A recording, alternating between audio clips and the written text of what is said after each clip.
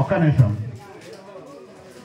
నాకు ఇద్దరు పిల్లలు, నేను ఈ స్కూల్లో చేర్పేయలేను. నాకు ఎంతో బాధ ఉంది, ఎప్పటి నుంచో అయినప్పటికీ కూడా ఎంతో బాధ ఉంది. ఎందుకంటే నా కొడుకు డెఫ్ అండ్ డ్రమ్, వారికి చెవులు వినవడం, మాటలు రావు. ఎంతో ప్రయత్నం చేసిన కల్వకుర్తి ఏరియాలో ఏడనైనా స్కూల్ ఉంటే నా పిల్లాన్ని అక్కడ పంపించి నా బిడ్డని స్కూల్కి పంపించాలని. మీకు అందరికీ తెలుసో తెలియదో, అందరూ కూడా ప్రతిసారి చందాకు దానికి దీనికి ఫోన్ చేస్తే నేను హైదరాబాద్ పోయి బతకలేని పరిస్థితి కూడా ఉన్నది.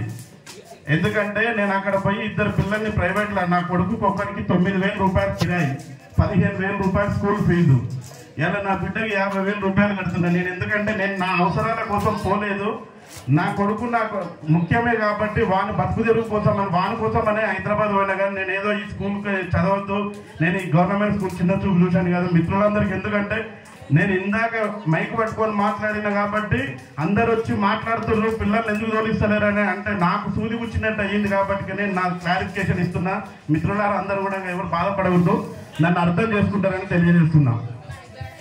Thank you.